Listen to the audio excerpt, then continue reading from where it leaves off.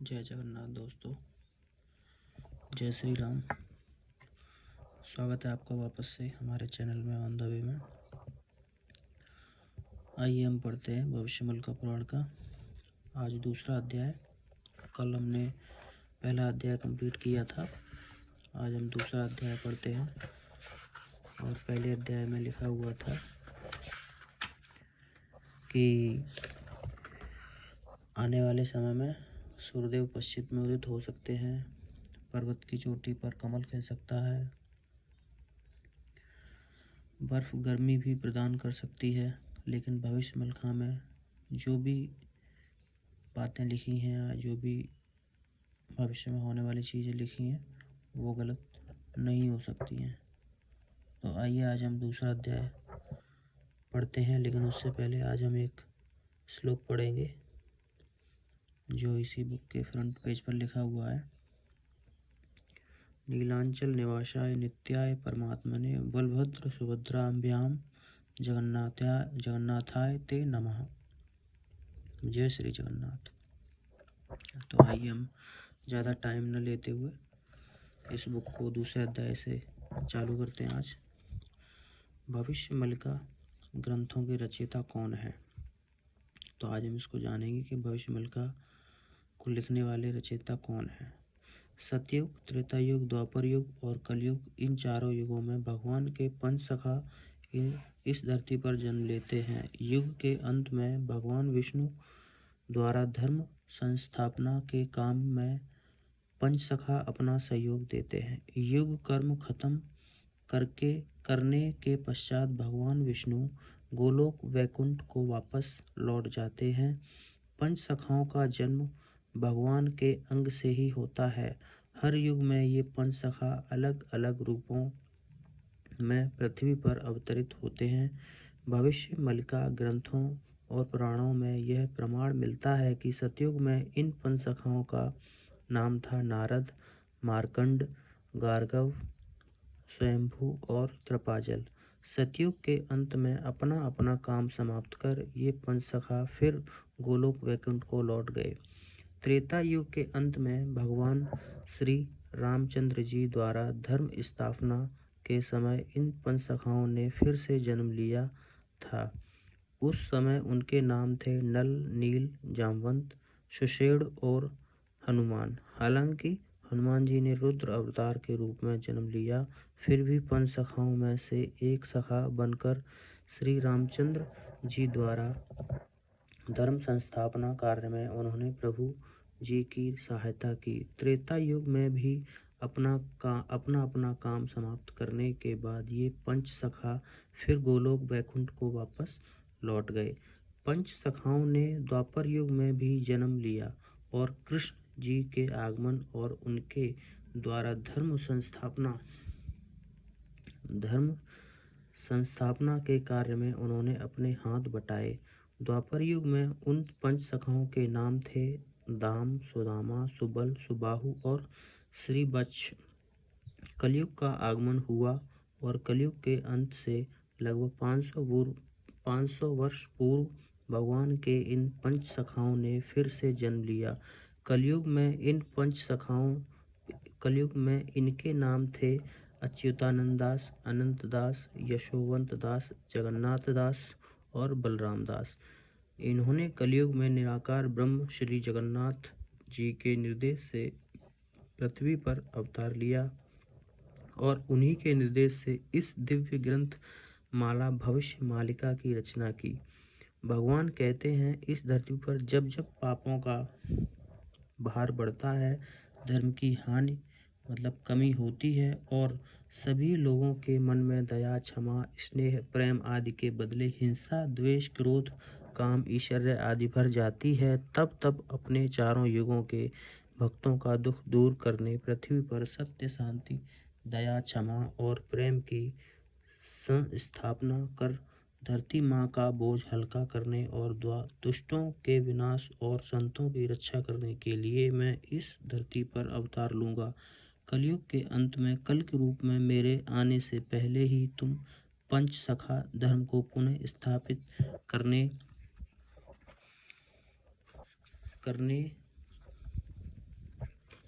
चारों युगों के भक्तों के उद्धार हेतु, उनके एकत्रीकरण के लिए और उनके भ्रष्टाचार के मार्ग से सत्य मार्ग पर लाने के लिए भविष्य मालिका ग्रंथों की रचना करो।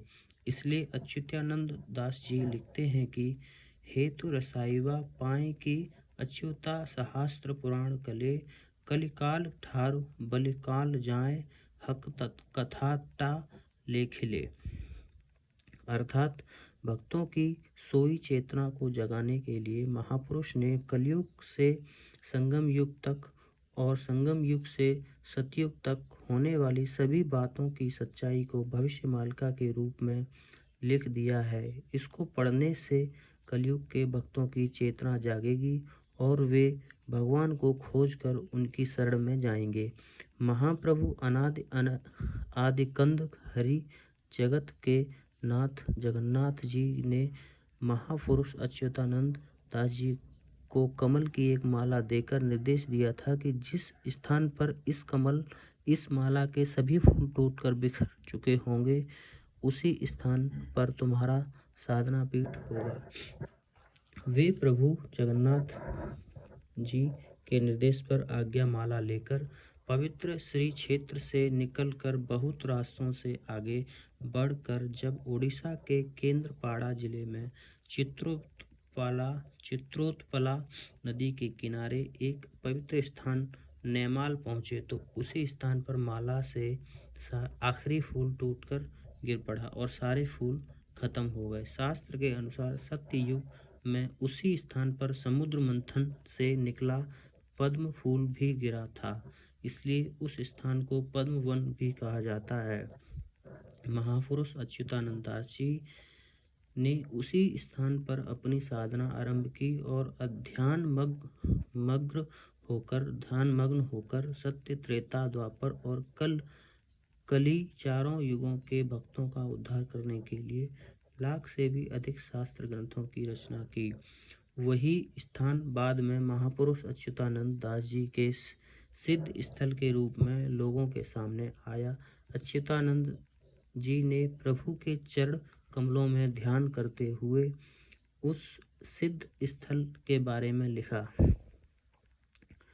श्लोक के रूप में है, श्री अच्युत दास नेमाले निवास पद्मन बने ताक स्थिति, प्रभु नग आज्ञा रु अनुभव करी लच्छे ग्रंथ लेखी चंती, 36 संहिता वस्तरी गीता वंशानु सप्त विंश रे उपवंशानु द्वादश खंड वैनी भविष्य सप्त खंड रे। इस श्लोक का अर्थ है, अर्थात महापुरुष अच्युतानंद जी ने उस पवित्र स्थान पर ध्यानमग्न होकर अपनी दिव्य क्षमता के बल पर लाख से भी अधिक चिन्ह ग्रंथों की रचना की। उनमें 36 संहिता, 72 गीता, 27 वंशानुचरित्र, 24 उपवंशानुचरित्र और 100 मालिका ग्रंथ भी शामिल हैं। इनको छोड़कर बाकी चारों पंच सखाओं अनंत दास महाराज, यशोवंत दास महाराज, जगन्नाथ दास महाराज और बलराम दास महाराज ने भी बहुत सारे मालिका ग्रंथों की रचना की। इतने ग्रंथों की रचना करने के बावजूद पंच सखा लिखते हैं कि हम लोगों ने कुछ भी नहीं लिखा। सारे मालिका ग्रंथों की रचना महाप्रभु की आज्ञा से विश्व मानव कल्याण हेतु हुई। सतयुग में तपियों, त्रेता युग में कपियों, द्वापर युग में गोपियों और कलयुग में भक्तों के रूप में चारों युगों के भक्त इस अनंत युग में फिर से धरती पर आए हैं। उनकी सोई चेतना को जगाने के लिए और प्रभु की लीला में शामिल होने का समय आ गया है। इस विषय में जागृति पैदा करने के लिए और गोलोक वैकुंठ के पूर्ण संस्कारों को जगाने के लिए पंच सखाओं के द्वारा मालिका ग्रंथों की रचना हुई। भक्त चाहे विश्व के किसी भी कोने में रहें, मालिका सुनने और पढ़ने के बाद ही उनकी पूर्व चेतना जागेगी। उनको प्रभु के आगमन के विषय में पता चलेगा और वे सब प्रभु की शरण में आ जाएंगे। चारों युगों के भक्त प्रभु के श्री चरणों में आकर शरण लेंगे और अनंत युग में धर्म संस्थापना के काम में योगदान करेंगे। महाप्रभु का पता पाने के बाद भक्त उनके द्वारा सतयुग के लिए दिए गए नीति नियमों का पूरे विश्व में प्रचार प्रसार करेंगे। भक्तजन प्रभु के नाम गुण और महिमा की जय जयकार करेंगे और धर्म संस्थापना के काम में अपने आप को लगाएंगे। इस विषय में अच्युतानंद जी लिखते हैं, भक्ते उदय होइवे गांगा बुल मेल करीबे रामचंद्र रे हरि चरणे भजवे रामचंद्र रे। अर्थात भक्त लोग जहाँ भी जाएंगे मिलजुल कर भजन कीर्तन करेंगे और धर्म का प्रचार करेंगे। पंचसखा परिचय। महापुरुष अच्युतानंद जी का जन्म 1485 में उड़ीसा के केंद्रपाड़ा जिले के तिलकड़ा जिसे त्रिपुरा भी कहा जाता है गांव में पिता दीनबंधु खुंटिया और मां पद्मावती जी से हुआ। महापुरुष अच्युतानंद दास जी ने 1,85,000 ग्रंथों की रचना की। एक साल ज्येष्ठ शुक्ल एकादशी पर नेमाल पीठ में समाधिस्थ होकर वे बैठे और पूर्णिमा के दिन अपनी इच्छा से अपने भौतिक शरीर का अंत कर शून्य में ही अंतर्ध्यान हो गए। उनके ग्रंथों में हरिवंश पुराण, गोपालंक, लौडी खेल, वरमासी गीता, शून्य संहिता, अणाकार ब्रह्म संहिता, मणिबंध गीता, जुगाभिंद गीता, बीज सागर गीता, अभेद कवच, अष्ट गुज्जरी, नव गुज्जरी, षडपंजर, स्तोत्र, विप्रवाचक, मान महिमा और बहुत सारे भजन, पटल रास, जाड़ाड़, चौतीसा, उड़िया भाषा के 34 अक्षर से शुरुआत होने वाली 34 पद वाली कविता को चौतीसा बोला जाता है। टीका, मालिका आदि श्रेष्ठ हैं। महापुरुष शिशु अनंत दास ने उड़ीसा में पुरी जिले में भुवनेश्वर के निकट बालीपाटड़ा गांव में सन 1488 में पिता कपिलेंद्र और मां गौरा देवी से जन्म लिया। उन्होंने भी बहुत सारे ग्रंथों और मालिका की रचना की, जिनमें हेतु, उदय भागवत, भक्ति मुक्ति दायक गीता, शिशु वेद, टीका, शून्य नाम भेद, अर्थ तारेड़ी, उदय बाखरा, ठीक बाखरा और बहुत सारे भजन, चौतीसा, मालिका ग्रंथ आदि मुख्य हैं। श्री जगन्नाथ दास जी महाराज का जन्म उड़ीसा के पुरी जिले में कपिलेश्वर गांव में हुआ।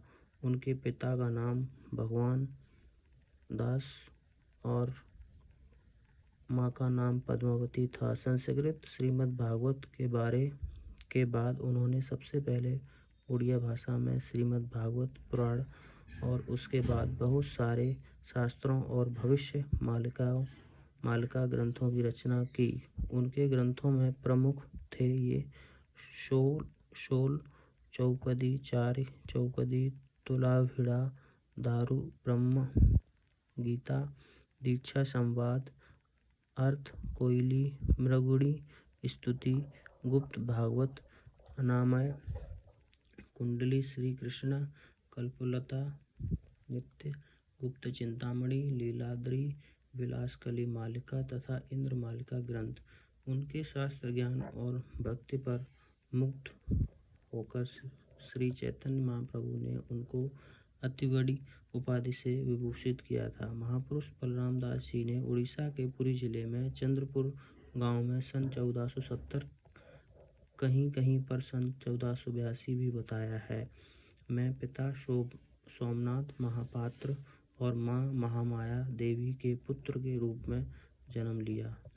दाढ़्यता, भक्ति, दांडी, रामायण, ब्रह्मांड, भूगोल, बौला, गाई गीत, कमल लोचन, चौतीसा, कांत, कोयली, लक्ष्मी पुराण, वेड़ा, परिक्रमा, सप्तांग, योग सागर, टीका, वज्र कवच, ज्ञान चूड़ामणि, ब्रह्म टीका आदि बहुत सारे ग्रंथों और मालिका ग्रंथों की रचना की। उनका देहांत पुरी जिले में समगरा पाट नामक जगह पर हुआ।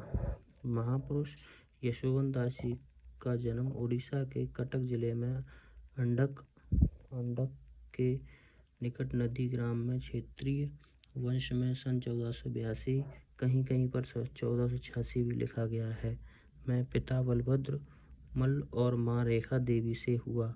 वह 84 आज्ञा शिव स्वरदुव, षष्ठी मला प्रेम भक्ति ब्रह्म गीता, टीका गोविंद चंद्र करुरस से भरी हुई कविता होने के कारण यह बंगाल, असम से लेकर उत्तर भारत के बहुत सारे क्षेत्रों में विख्यात है। आदि कई शास्त्रों के साथ साथ बहुत से मालिका ग्रंथों की रचना की। उन्होंने मार्गशीर्ष शुक्ल पक्ष षष्ठी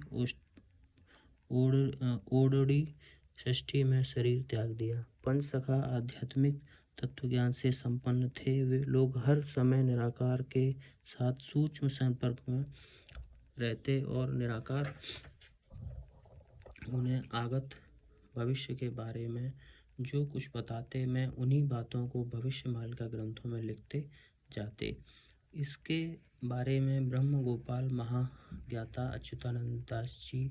अच्युतानंद जी उल्लेख करते हैं। आगम भाव जाने यशोवंत, गार कटा जंत्र जाड़े अनंत, आगत नागत अच्युत जाड़े, बलराम दास तत्व बखाड़े, भक्तिर भाव जाड़े जगन्नाथ, पंच सखा ए उड़ीसा महंत, म्लेच्छ पतित उद्धारिवा पाई, जन्म लबिले उड़ीसा भुई। उपरोक्त पंक्तियों का भावार्थ है कि पंचसखाओं में से श्री यशोवंत दास महाराज आगम और निगम के संबंध में सभी बातों को जानने में समर्थ थे। महापुरुष शिशु अनंत दास महाराज संकेत गणित के माध्यम से भविष्य जानने में माहिर थे। महापुरुष अच्युतानंद दास महाराज अतीत, वर्तमान और भविष्य आदि के जानकार तथा तत्व ज्ञान संपन्न थे। महापुरुष बलराम दास महाराज शास्त्र और ब्रह्मांड के तत्व ज्ञान से संपन्न थे। 18 पुराणों के भक्ति तत्व का ज्ञान सबसे अधिक महापुरुष जगन्नाथ दास जी महाराज को ही था। पंचसखाओं ने भविष्य मालिका के माध्यम से जो भविष्यवाणी की है, उसमें खास तौर पर श्री जगन्नाथ जी तथा निराकार जी के निर्देश से भक्तजनों का उद्धार, भक्त और भगवान का मिलन, पापियों और दुराचारियों का विनाश तथा दिव्य सतयुग के आरंभ के विवरण शामिल हैं। वे सब ग्रंथ ही अभी मनुष्य समाज के लिए संजीवनी है। ब्रह्मांड में महाविनाश का समय अब बिल्कुल निकट आ चुका है। ऐसे संधि समय में भविष्य मालिका का अनुसरण करके महाप्रभु जी के नाम और उनकी शरण में जाने के सिवा और कोई रास्ता नहीं है। आज का ये अध्याय नंबर 2 खत्म हो गया है। अब तीसरा अध्याय हम नेक्स्ट वीडियो में डालेंगे। चतुर्युग गणना के संबंध में विचार, ये तीसरा अध्याय है। तो आज के लिए इस अध्याय में एक अध्याय कंप्लीट करने के बाद अब हम अगले अध्याय में नेक्स्ट वीडियो अपलोड करेंगे और नेक्स्ट वीडियो में मिलते हैं। जब तक के लिए राम राम, जय श्री राम, जय जगन्नाथ, हर हर महादेव।